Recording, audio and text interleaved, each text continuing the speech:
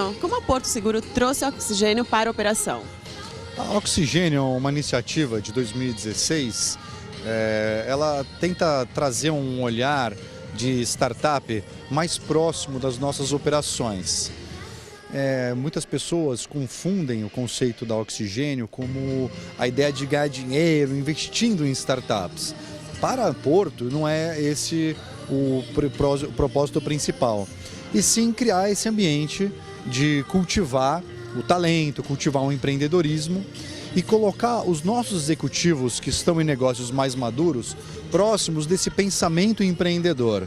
Porque a gente fala muito na vida empresarial de ter esse olhar de dono, mas depois de muitos anos numa carreira executiva, você acaba perdendo um pouco dessa essência de buscar, de arriscar, de tentar ser mais simples nas suas soluções.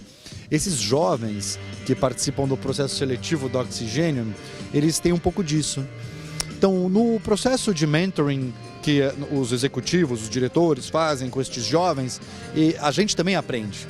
Então, ao mesmo tempo que a gente está passando alguma coisa, a nossa experiência, nós também estamos recebendo algo em troca, que é ter esse olhar um pouco mais jovial sobre as coisas.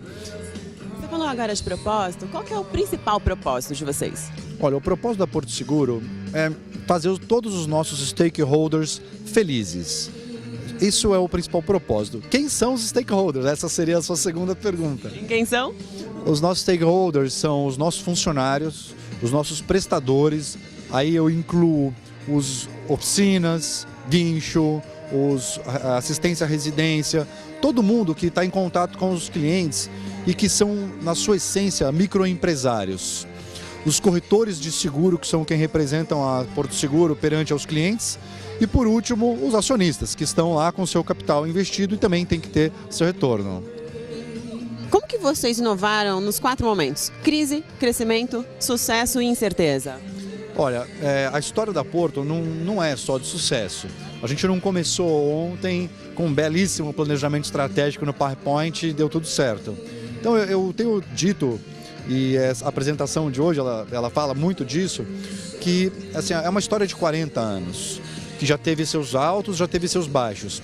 40 anos atrás, quando eu digo crise, foi o falecimento do fundador, meu avô, Abraham Garfinkel, e a exigência de colocar o meu pai, então, com 30 anos, como líder desse negócio.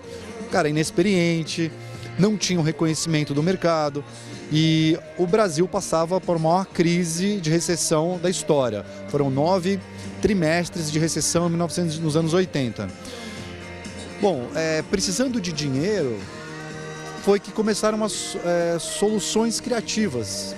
Então a gente fala que a inovação, muitas vezes, ela não vem do brilhantismo das coisas, mas sim da necessidade. Então a crise faz você ser criativo. Basta você ser convicto que você precisa sair daquilo de qualquer jeito.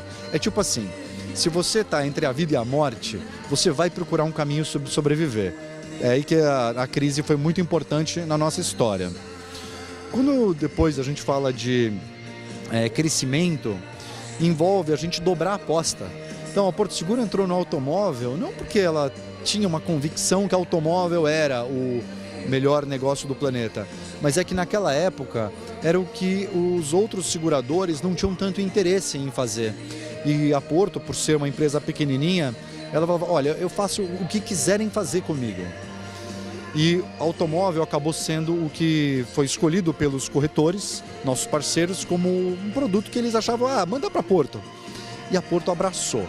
E eu digo assim, o nosso crescimento estava nessa convicção de abraçar e tentar depois trazer soluções criativas para fazer com que essa aposta se pagasse e se pagou bem na história. Hoje dá para falar que se pagou bem.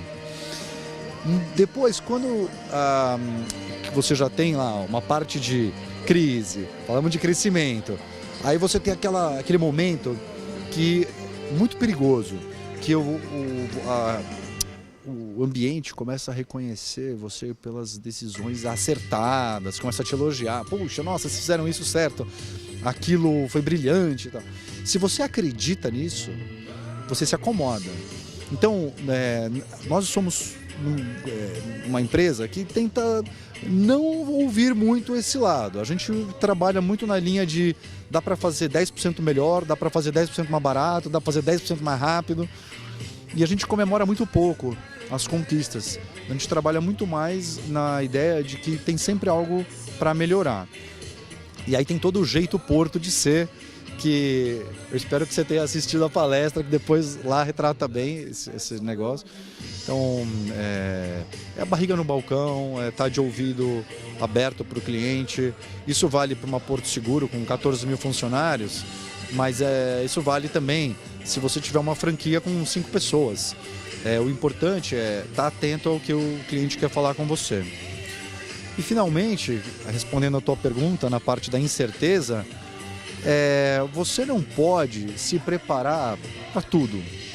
E o mundo está em transformação. Se eu e os meus colegas fôssemos parar hoje para, de forma melancólica, meditar sobre todas essas transformações, provavelmente a gente não ia sair de casa, ia ter que tomar remédio para depressão, isso é um horror.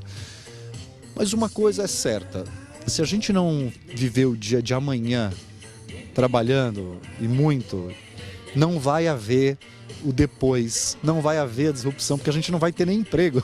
Então, nossa ideia é, olha, o mundo está em transformação, mas não vamos levar isso tão a sério. Vamos nos dedicar ao amanhã e depois de amanhã a gente vê o que a gente faz. É esse pensamento de fazer rápido, erra rápido, conserta rápido. Pronto.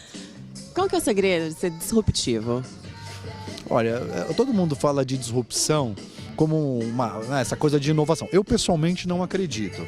E conversando com os colegas da Porto, na hora de montar hoje a apresentação, a gente concluiu todos mais ou menos a mesma coisa. Disrupção é um novo olhar.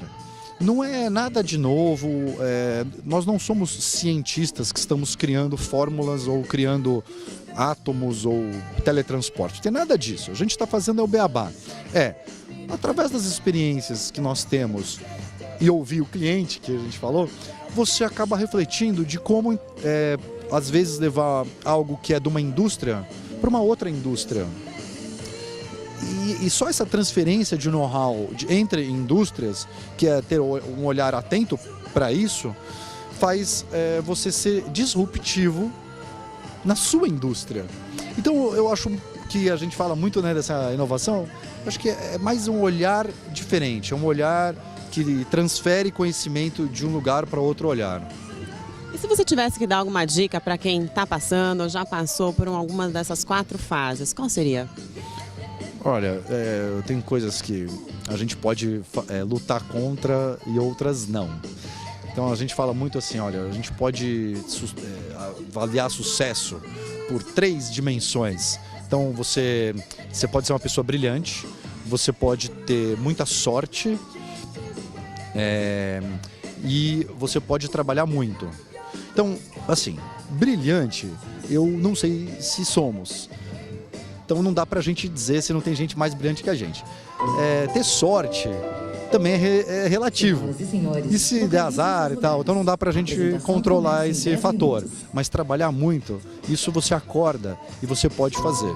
Então faça o que está ao seu alcance. Trabalha muito e um dia depois do outro.